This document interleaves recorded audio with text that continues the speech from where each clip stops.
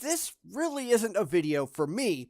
It's a response to something that Godless Cranium put out a while back, but I really wanted to respond, and he does say that all atheists are welcome to, so I'm going to. But this really shows why religion fails so badly. So let's go take a look.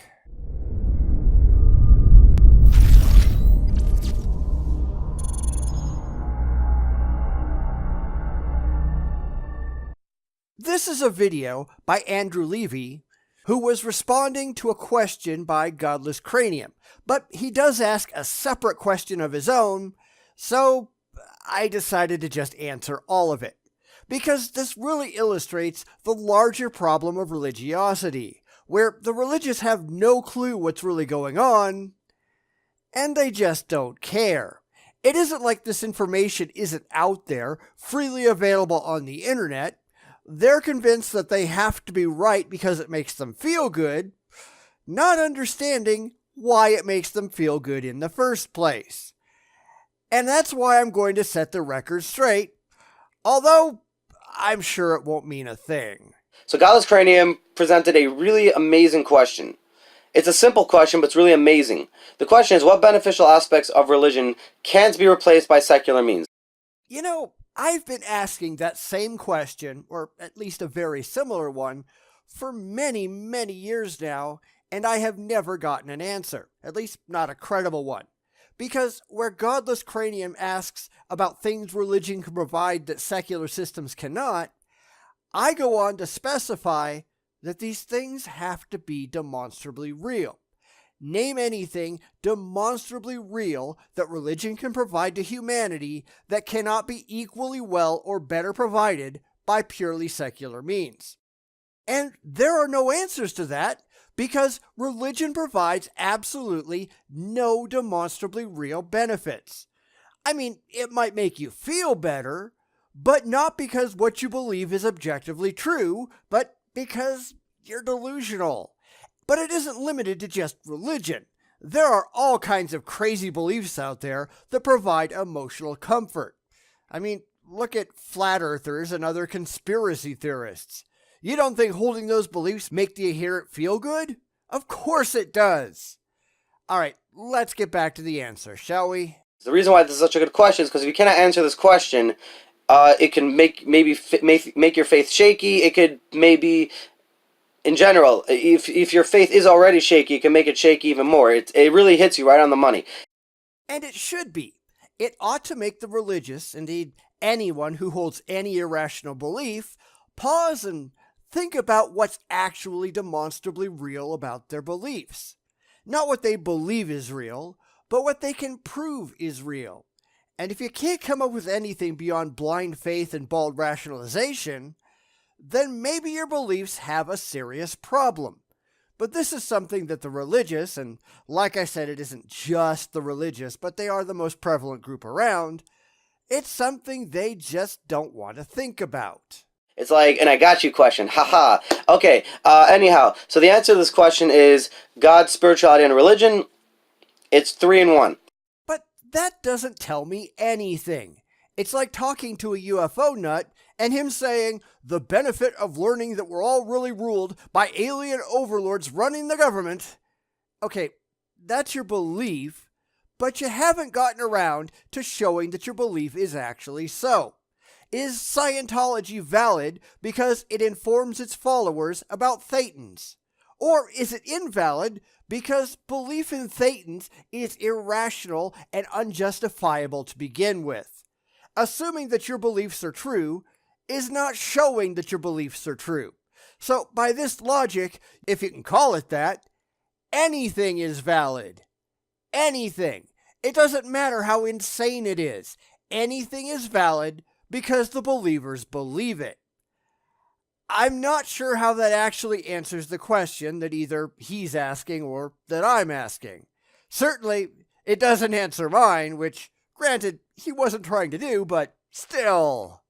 So, you need religion to get close to God. This is just generally how it works. You believe in the religion because you believe in God, and the religion is the traditions and everything God wants you to do. You follow all of that, And by doing all that, you get a spiritual feeling inside that connects you to God. None of which is demonstrable. It's like saying believing in Raelism brings you closer to Rael, which gives you spiritual feelings, yada yada yada. So what? Heck, you can just make something up. Believing in Pixieism brings you closer to invisible, intangible, universe-creating pixies, which gives you spiritual feelings, and that makes it all worthwhile. If you think any of that is valid, honestly, seek help. This spiritual feeling inside you get that connects you to God gives you incentive to want to get closer and closer and do that much more things that you would not do on your own. What kind of things? Because depending on the religion, some of those things are not things we ought to want people to do. Like, strap on bomb vests and fly airplanes into buildings. Like setting off sarin gas attacks in the subway. Like denying your children life-saving medical treatment and letting them die. Or shooting abortion doctors, or throwing gay people off of roofs, or denying them equal treatment and protection under the law. The list goes on and on and on. It is undeniable that these things happen because of religion. In fact, I have a very long-running feature over on my blog where I examine religious horrors, awful things done in the name of religion, things that could not conceivably happen if religion was removed from the picture. This has been going on for years, and there's no sign that it will ever end. So, yeah, there are a lot of things no rational society should ever want the religious to do. Now justify why any of it is a good thing. This is like the highest of incentives you could possibly give for people to have to do. Yeah, murdering people because they don't follow your religion, or beating them to death because they insult your prophet. All of that requires religion, doesn't it? Preaching hate from the pulpit. That's kind of a religious thing. Just ask Steven Anderson. That's really what it comes down to, because no religious person will tell you they don't want to be close to God, and no religious person will just say, like, oh yeah, I don't care what God says, or anything like that. They generally care what God says, and when they get this feeling, there's nothing like it. That feeling, no matter how small they get it, gives them greater incentive to do that much more. And that feeling is serotonin. That's what makes you feel good. It's an electrochemical reaction in your brain.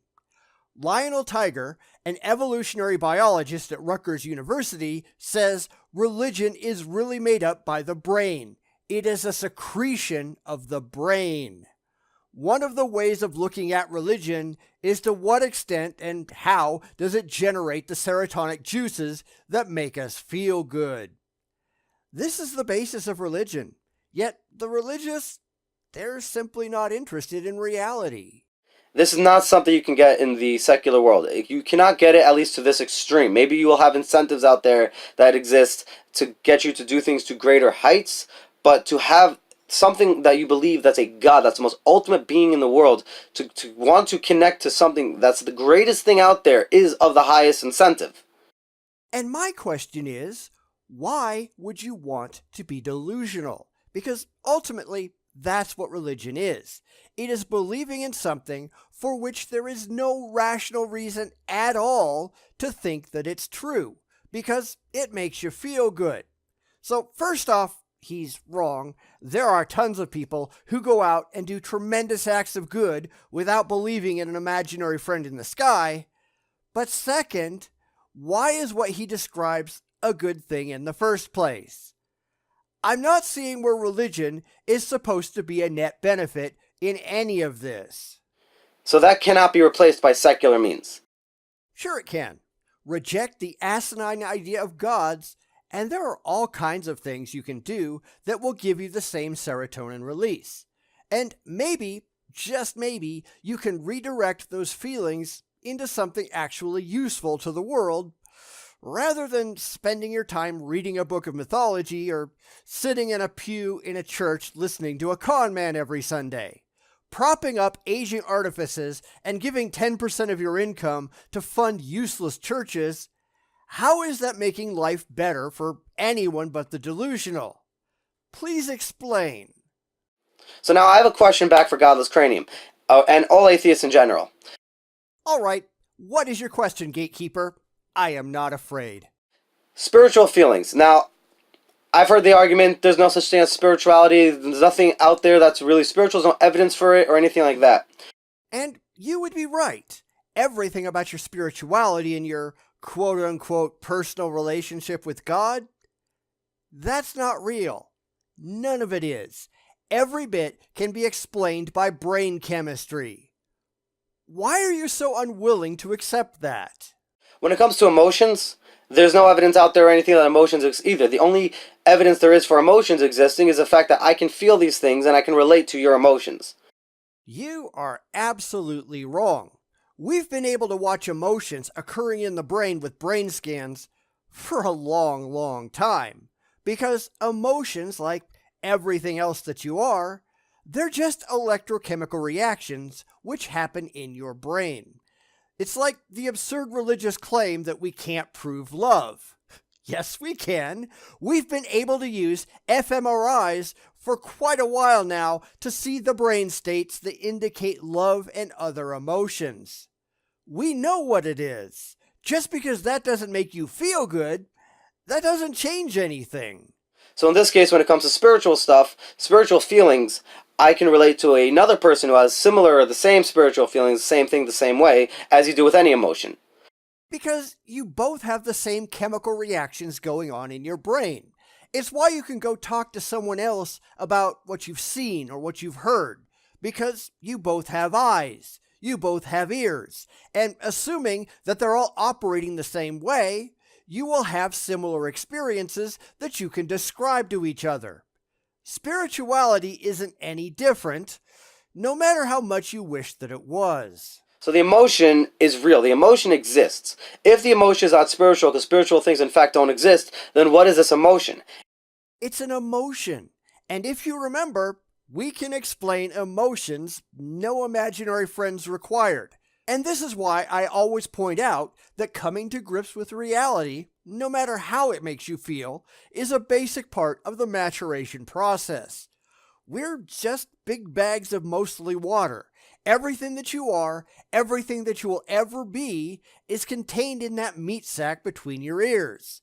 Your irrational, emotional reaction to that fact, that's completely irrelevant. People need to just deal with the facts and not care how it makes them feel. If the emotion can't be anything else but a connection to God, is this in fact evidence, or I would call it suggestive evidence, that maybe a God actually in fact does exist? Since absolutely none of that is true at all, no. We've been over this. Deal with it. Because nothing you do getting close to God, the spiritual feeling you get, exists any other way. It absolutely does. Ask a long-distance runner who gets a runner's high. Religious experiences trigger the same part of the brain that being in love or even doing drugs do. Studies have been done, and I'll link to one in the description, that show that people undergoing so-called spiritual experiences have the same areas of the brain lighting up consistently. This isn't real. It's all electrochemical reaction. You cannot get this feeling any other way. Actually, you can. You can stimulate those portions of the brain and get those reactions quite easily. Go look up the God Helmet, an experiment that was performed using rotating magnetic fields that stimulated the temporal lobes of the brain and produced intense spiritual experiences. We can do that on command. These experiences are not spiritual, they're neurological. Is it in fact possible that the spiritual feeling you get inside that makes you feel that connection to God is maybe something of the outside world that does exist, that maybe is the connection to you and God, and that can make you know, I can feel these things. If I do the studying, whatever rituals I want to do to get me closer to God, and I get these feelings maybe is in fact outright the evidence connecting straight to God. Is it possible that that's actually the case? This is a very curious thing I'm curious about. I'm not saying it is outright, I'm asking. And I'm telling. This is what happens when people assume an emotionally comforting conclusion without bothering to go look for real answers. Because none of this research is particularly new. It's been out there for years, decades in some cases, but the religious don't want it to be true because they're attached to their false interpretations of the data, and they really don't want to know what's really going on. It feels better to make believe than it does to find out the truth and deal with reality. And that's really not something that the religious ought to be proud of. Anyhow, hopefully I've answered your question sufficiently, Godless Cranium. Thank you, and have a good one. Well, you still haven't answered mine, which, granted, you weren't trying to do, so I guess I'll give you some leeway. But of course, you're welcome to respond to this video anytime you'd like. This really shows why religion is so utterly unimpressive to the unreligious, because by and large, we know what's really going on. We have the evidence and the science behind us, and it's really kind of sad to watch delusional people going down the religious rabbit hole because feelings matter more to them than facts. Everything Andrew here said is factually wrong. All of it. It's fallacious, based on a faulty understanding of the world around him and his own insistence on emotional comfort over intellectual scrutiny. Now, I'm not trying to insult this guy. He's really no different than billions of other theists around the world, but ignorance is still ignorance, even if it's self-imposed like the religious tend to be. Guess what? You're wrong. You're wrong about everything. You are not having the experiences that you'd like to pretend that you are. You are not talking to an imaginary man in the sky. You are having perfectly normal and understandable electrochemical reactions in your brain. Reactions that we can test for and comprehend and even replicate. Yet you still cling to an absurd belief system that has been proven to be completely wrong. Why? Because it feels good. And I don't know if any of this will matter when, assuming he watches this video, he finds out how wrong he's been. I kind of doubt he'll bat an eye, because feelings are all, and facts are unimportant. And there's a massive problem with that.